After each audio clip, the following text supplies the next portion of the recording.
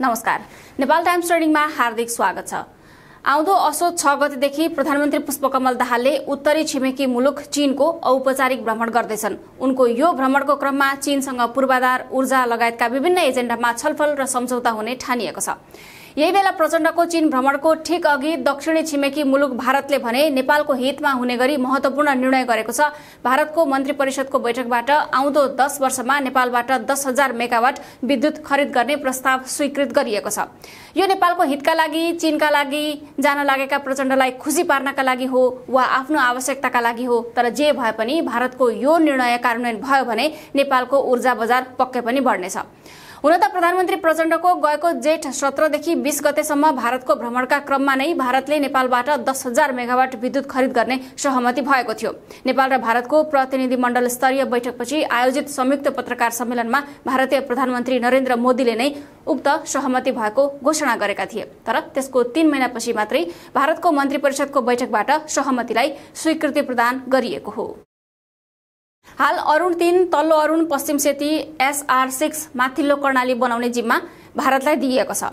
भारतले चीनको सहयोगमा निर्माण हुने जलविद्युत आयोजनाबाट उत्पादित विद्युत खरिद नगर्ने यसअघि नै स्पष्ट पारिसकेको छ। भारतीय सहयोग एवं भारतीय कम्पनी र नेपालको लगानीमा निर्मित आयोजनाबाट मात्रै उत्पादित विद्युत मात्र खरिद गर्ने भारतको रणनीति छ। यस्तोमा यता प्रधानमन्त्रीको चीन भ्रमणमा केही महत्वपूर्ण जलविद्युत र विद्युत प्रसारण लाइन सम्बन्धी एजेन्डा समावेश गरिने परराष्ट्र मन्त्री NP साउदले बताइसकेका छन्।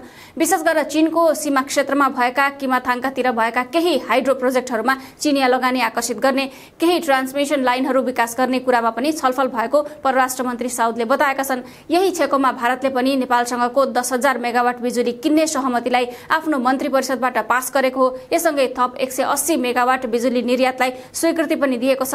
अबको केही दिनमै यसको औपचारिक घोषणा र सम्झौता हुँदैछ। नेपालले चीनसँग विद्युत व्यापार सम्झौता र प्रसारण लाइन निर्माण सम्बन्धी सम्झौता गर्ने प्रधानमन्त्री प्रचण्डबाटै अभिव्यक्ति आएपछि चीनतिर बढी नढल्कियोस् भन्ने ध्येयले भारतले यी दुई निर्णय गरेको देखिन्छ।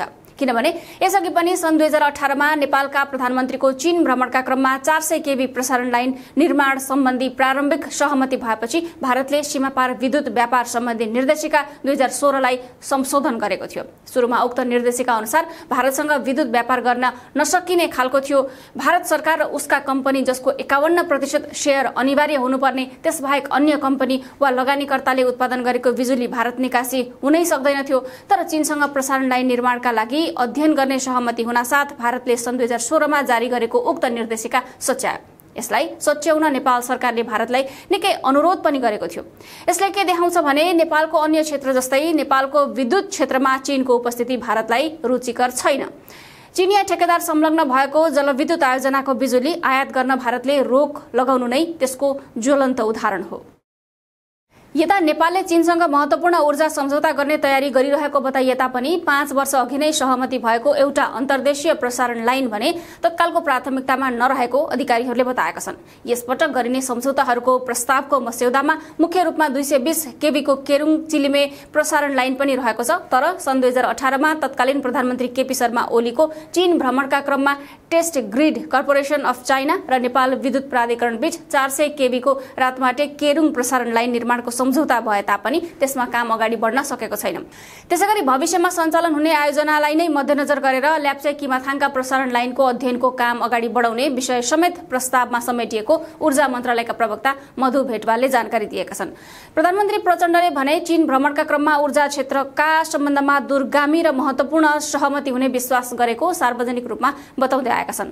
सम्झौताको तयारीमा जुटेको ऊर्जा मन्त्रालयका अधिकारीहरू आफूले तयार गरेको प्रस्तावमा अन्तर्देशीय प्रसारण लाइन, नेपाल र चीनका सीमावर्ती क्षेत्रमा विद्युतीकरणमा सहयोग, काठमाडौँ उपत्यकाको सबस्टेशन तथा प्रसारण प्रणालीलाई सबलीकरण गर्ने विषय समेटिएको बताउँछन्। उक्त प्रस्तावको मस्यौदालाई हाल परराष्ट्र मन्त्रालयले हेरिरहेकाले तीमध्ये कुन कुन विषय अगाडि बढ्छन् भन्ने अझै स्पष्ट नभइसकेको प्रवक्ता भेटवालले जानकारी दिएका छन्। नेपाल विद्युत प्राधिकरणका प्रवक्ता समेत रहेका भट्टराई आन्तरिक खपत वा बाह्य व्यापार दुवैका लागि विद्युत प्रणालीको विश्वसनीयता विकास गर्नु मुख्य कुरा रहेकाले नयाँ सम्झौता त्यसतर्फ केन्द्रित हुन सकेमा फलदायी हुने ठान्छन्। त्यसैगरी देशका मुख्य ठाउँहरूमा चार्जिङ स्टेशनहरू स्थापनाका लागि सहयोगको प्रस्ताव समेत नेपालको तर्फबाट गर्न लागि उनले बताएका छन्। हाल नेपालको जडित विद्युत उत्पादन क्षमता 2684 मेगावाट रहे पनि विभिन्न निकाय मार्फत कुल 27780 मेगावाट विद्युत उत्पादन क्षमता रहेका आयोजनाहरू अघि बढाइएको विद्युत प्राधिकरणले जनाएको छ। ती आयोजनाहरू कार्यान्वयनमा आउने अवस्थामा नेपालका लागि अन्तर्देशीय ऊर्जा व्यापार गर्न हाल सम्झौता भइसकेका भारत र बंगलादेश बाहेक चीन समेत अवसरका रूपमा रहने बताइने गरेको छ। नेपालमा कैयौं ठूला साना आयोजनाका लागि चीनिया ठेकदार जोडिएकाले नेपालका लागि अन्तर्देशीय व्यापारका विकल्पका रूपमा अब चीनसँग ऊर्जा सहकार्य बढाउन आवश्यक रहेको अधिकारी तथा विज्ञहरूको मत पाइन्छ, किनभने चीन जोडिएको बिजुली भारतले लिँदैन। त्यसबाहेक नेपालका उच्च हिमाली सीमावर्ती भेगमा धेरैतिर विद्युत ग्रिड नपुगेको अवस्थामा त्यसलाई तिब्बततर्फको ऊर्जाबाट विद्युतीकरण गर्न चीनलाई आग्रह गर्ने सरकारको योजना छ। नेपाली अधिकारीहरू तिब्बतमा भरपर्दो ऊर्जाको माग उच्च रहेको र त्यहाँ पछिल्ला वर्षमा खपत समेत उच्च मात्रामा बढेको बताउँछन्।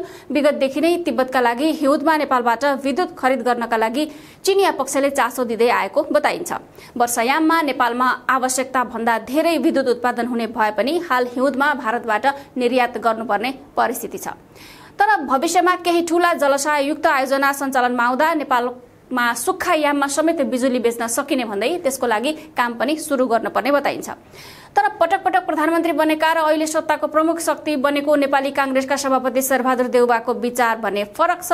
उनले आज मात्रै नेपालसँग विद्युत किन्ने भनेको भारत मात्रै भएको भन्दै नेपालले कि विद्युत नै बेच्दैन भन्नु पर्यो, नत्र भारतले भनेका कुराहरूमा सहमति जुटाउनु पर्ने बाध्यता रहेको बताएका छन्। उनले भनेका कुरा नमान्ने हो भने विद्युत नकिन्ने हुँदा थोरै लचिलो भएर भए पनि देशको हितमा काम गर्नुपर्ने बाध्यता रहेको देउवाले बताएका छन्।